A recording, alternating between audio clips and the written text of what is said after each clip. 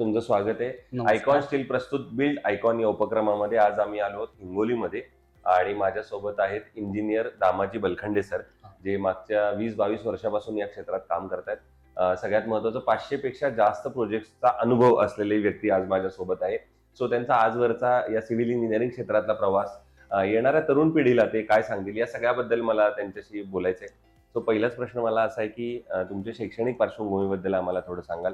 म्हणजे तुमची शाळा कुठली होती, कॉलेज, आणि सगळ्यात महत्वाचं म्हणजे सिव्हिल इंजिनिअरिंग मध्ये येण्यामागची प्रेरणा कुणाची होती? सर, मुळात माझं 10वी पर्यंत शिक्षण जे आहे ते वापीला झालेलं आहे, आमच्या गावाशेजारीच आहे. बरोबर. आणि प्राथमिक शिक्षण तर गावातच झालेलं आहे. आणि नंतर मात्र बाहेर ITI साठी ज्यावेळेस 10वीच्या नंतर मी ITI ला आलो, तर मी कळमनुरीला माझं ITI झालेलं आहे. बरोबर. 1999 ते 2001 ही माझी बॅच होती. 2001 ला मी पास झालेला आहे. बरं. हा, आणि या फील्डमध्ये येण्यामाग म्हणजे एक आपल्याला ITI मधून हा सिव्हिल इंजिनिअरिंगचाच विषय आहे हा काही मला त्यावेळेस माहित नव्हता. बरोबर. परंतु काहीतरी आरेखन आहे एवढंच मला माहिती होतं. आणि ह्या पाठीमाग कुणाची हे नव्हतं किंवा काहीच नव्हतं, फक्त आपल्याला काहीतरी वेगळं करायचं या उद्देशातून आपण या फील्डमध्ये उतरलो. आणि आलो, आणि पुढचा प्रवास पण माझा चांगला राहिला. फरक एवढाच पडला की जे या स्थानिक पातळीवर जी आम्हाला प्रॅक्टिस वगैरे करण्यासाठी जी आवश्यकता होती ती त्या काळात आम्हाला मिळालेली नाही. बरोबर. म्हणून मला काही काळासाठी नांदेड, नंतर मग आपलं पुणे, आणि आता या 2-4 वर्षामध्ये, आता 2018 पासून तर मी इथंच प्रॅक्टिस करतोय. मी 5 वर्ष नांदेडला काम केलंय आणि 5 वर्ष पुण्याला काम करून आता हिंगोलीला स्थायिक झालो.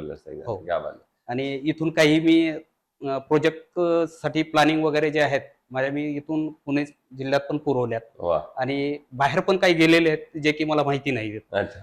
तसं आपलं एक प्रोजेक्ट आमचा नांदेडला झालेला आहे. हो, एक जिंतूरला झालेला आहे. बऱ्यापैकी आहेत.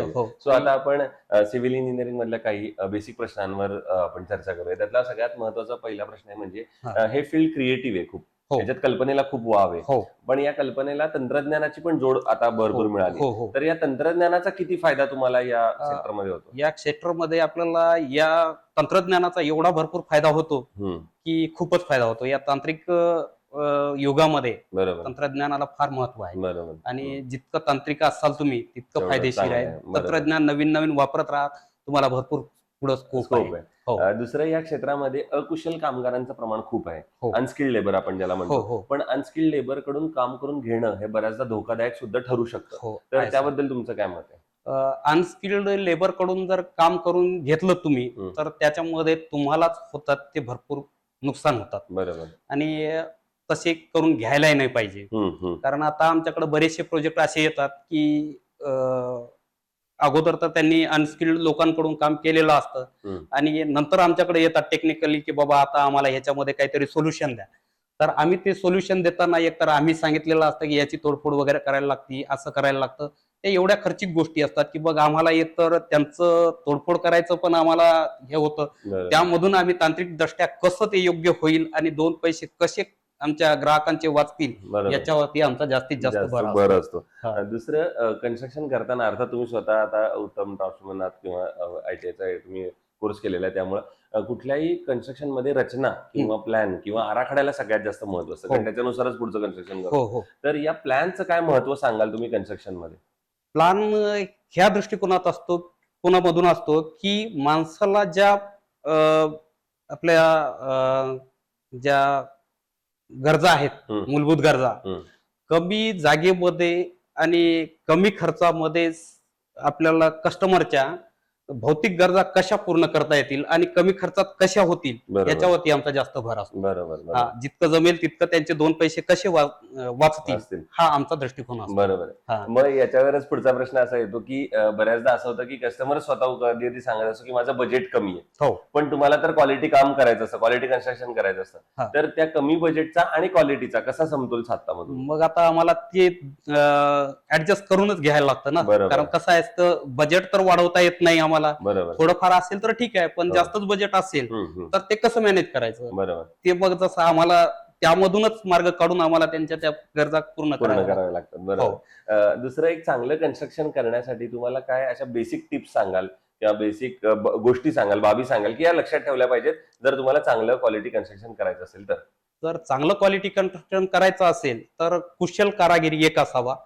दुसरी गोष्ट जे आहे ते 2 पैशांनी महाग असेल मटेरियल, तर ते मटेरियल तुम्ही जे आहे ते 2 पैसे तसे गेले तर पुरतील, पण असं म्हणजे काहीतरी आणायचं आणि त्याच्यातलं काही वेस्टेज घालवायचं त्यापेक्षा चांगल्या क्वालिटीचं मटेरियल घेऊन तुम्ही चांगल्या पद्धतीनं केलं तर तुमचे 2 पैसे वाचू शकतात त्याच्यावर. बरोबर. दुसरं, तुम्ही आता इतके वर्ष या फील्डमध्ये काम करताय, तर तुम्हाला असं आता कधी वाटतं का की आता मी कुठला तरी पुन्हा कोर्स केला पाहिजे, कारण टेक्नॉलॉजी बदलतीये, हे क्षेत्र इतक्या वर्षात बदललं, हो. तर तुम्हाला असं आता वाटतं का की मी अजून कुठला तरी कोर्स केला पाहिजे? हो ना, मला वाटतं ना की मी एक इंटिरियर डिझायनर किंवा लँडस्केपिंग डिझायनर असे काहीतरी अजून ह्याच्यामध्ये भर टाकायला पाहिजे. बरोबर. मी त्यामध्ये थोडासा कमी आहे. हा, तर इंटिरियर डिझाईन किंवा लँडस्केपिंग मध्ये जर मी अजून प्रगती केली तर माझ्यासाठी ते उलट चांगलंच राहील, फायदेशीरच राहील. बरोबर.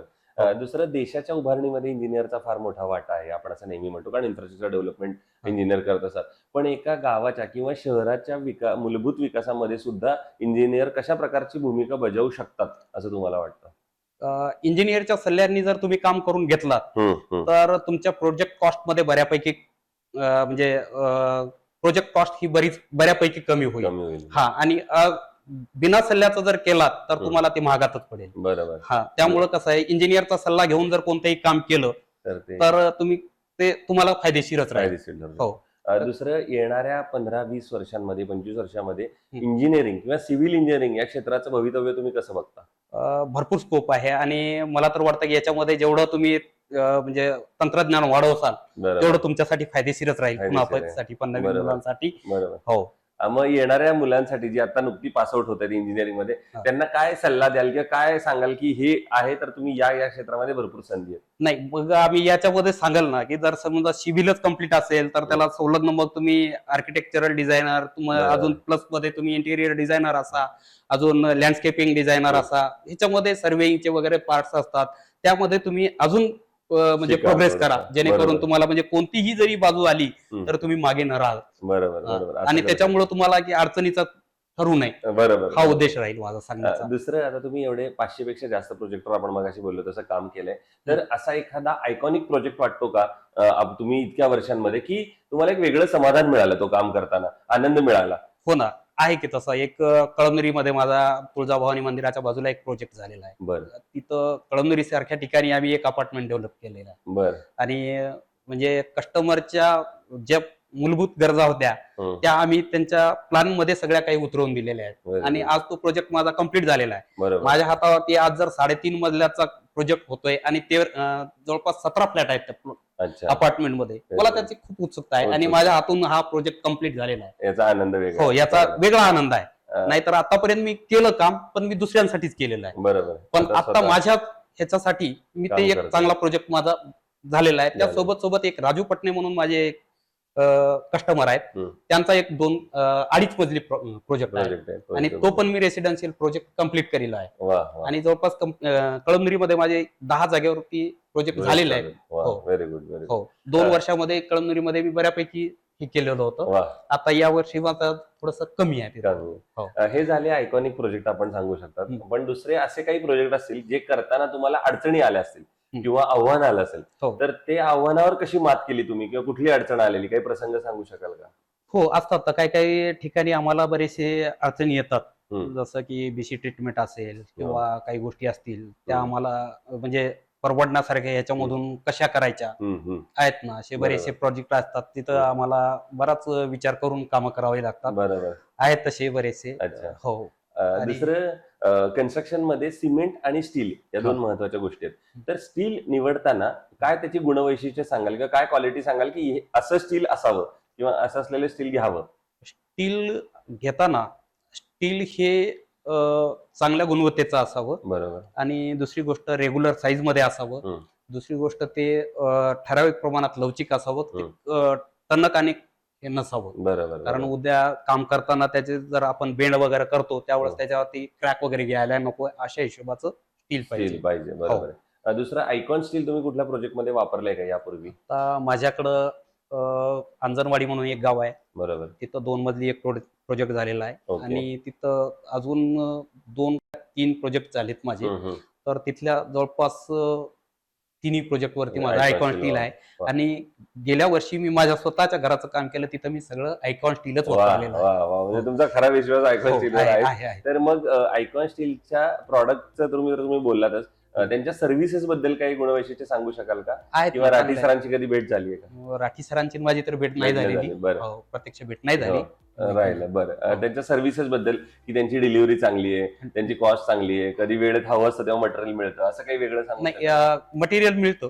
बरोबर. हो, मटेरियलला मी स्वतःच अनुभव घेतलेला आहे, मला बरं, पाहिजे बरं. तिथून मिळालेलं आहे. बरं. असं काही नाही, मटेरियलचं मिळतं मटेरियल. Very good. हो. सो हे होते इंजिनियर दामाजी बलखंडे सर, आणि त्यांनी अतिशय मनमोकळेपणाने आपल्याशी संवाद साधला. इतक्या वर्षाचा त्यांचा अनुभव, त्यांचा प्रवास उलगडून दाखवला. आणि सगळ्यात महत्त्वाचं, त्यांनी अतिशय प्रामाणिकपणे असं कबूल केलं की जरी मी या क्षेत्रात 15-20 वर्ष काम करत असलो तरी सुद्धा जेव्हा जेव्हा नवीन तंत्रज्ञान येईल त्याच्याबरोबर जे शिक्षण घ्यावं लागेल ते घ्यावंच लागेल. आणि तसंच नवीन येणाऱ्या मुलांसाठी सुद्धा हाच सल्ला आहे की तुम्ही सिव्हिल इंजिनियर असाल तर तुम्ही त्याबरोबर आर्किटेक्टचं थोडं नॉलेज घेऊन या. आता ते म्हणाले तसं लँडस्केपिंग मध्ये सुद्धा त्यांना अजून थोडं शिकायचंय. सो असे जर कोर्स तुम्ही त्याच्याबरोबर केले तर नक्कीच या क्षेत्रात उज्ज्वल भविष्य आहे. तर पुन्हा एकदा धन्यवाद. तुमचे मनपूर्वक आभार आयकॉन स्टील कडून आणि माझ्याकडून. आणि धन्यवाद मी सर. असं म्हणेन की आता 500 प्रोजेक्टचा टप्पा तुम्ही पार केलाय, 1000 प्रोजेक्टचा टप्पा तुम्ही येणाऱ्या काळात नक्कीच नक्कीच पार करा. करावा. नक्कीच असेच करा. आयकॉनिक प्रोजेक्ट तुमच्या हातून घडावेत याच माझ्याकडून आणि आयकॉन स्टील या दोघांकडून धन्यवाद मनपूर्वक सर. शुभेच्छा.